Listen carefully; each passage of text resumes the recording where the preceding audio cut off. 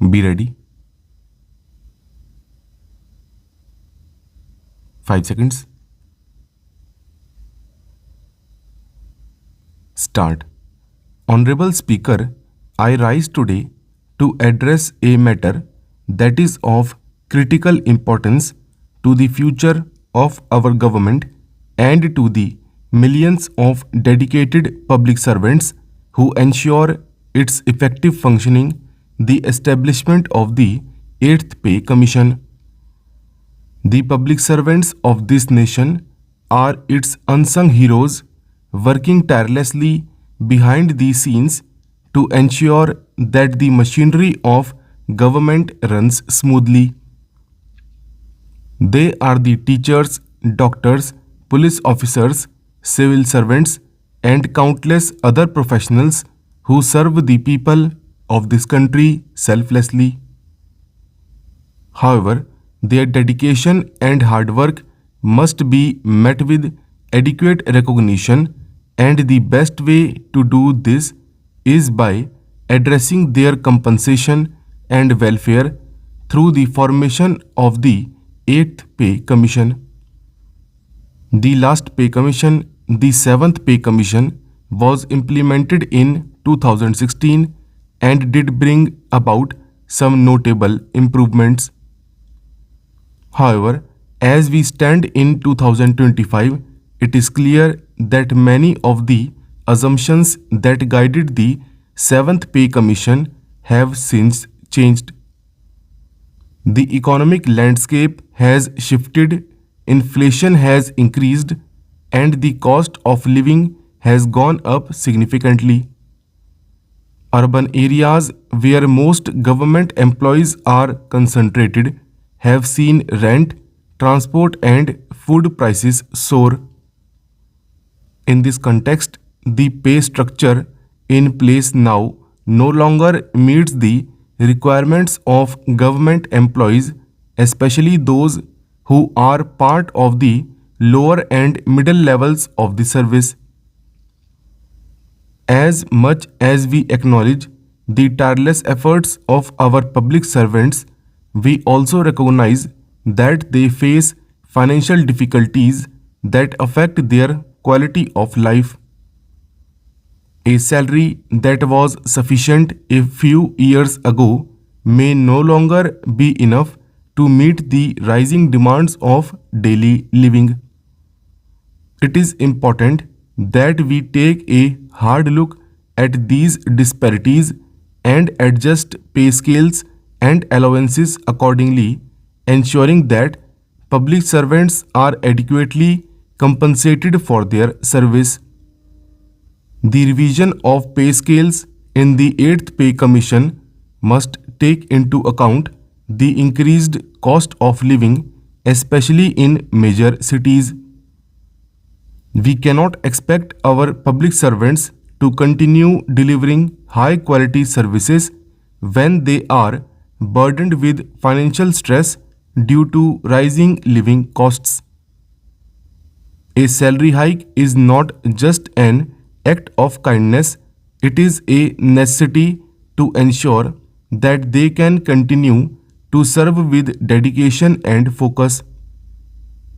Housing, education, healthcare, and transportation costs should be a key consideration when determining the new pay structure.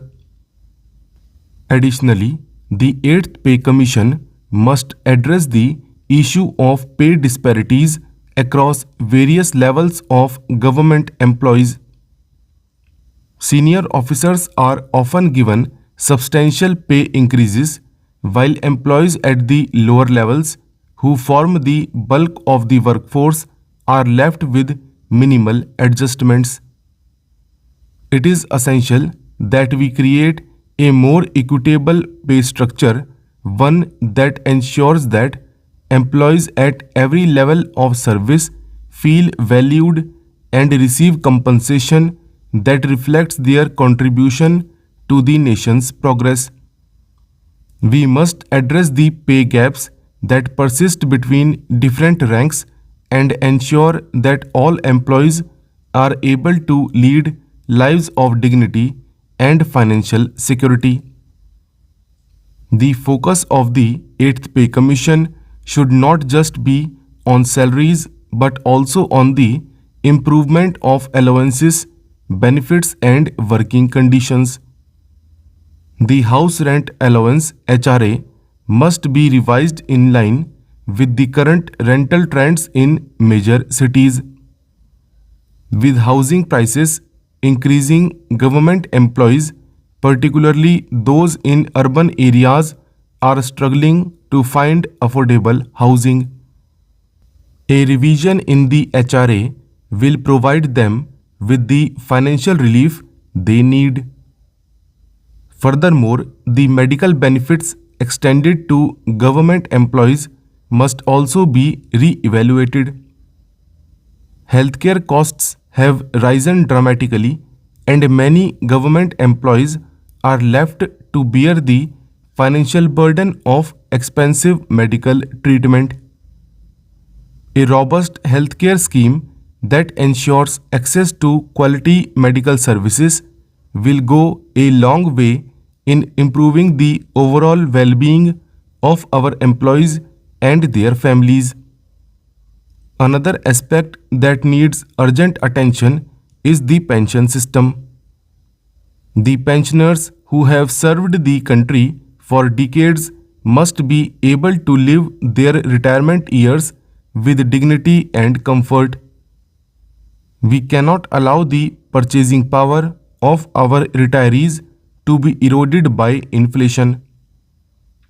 The pension system must be revised to account for these changes, ensuring that pensioners are provided with an adequate standard of living after they retire. These are the people who dedicated years of their life in service to the nation, and it is only fair that they are compensated justly in their retirement. Honorable Speaker, the need for technological adaptation in government services has never been more urgent. As we move towards greater digitization and e-governance, our employees must be equipped with the right skills and tools to function effectively in this new age. The 8th Pay Commission should ensure that training and skill development are an integral part of government employees' growth. The government must invest in upgrading the skill sets of its employees, which will not only improve their efficiency but also benefit the public at large.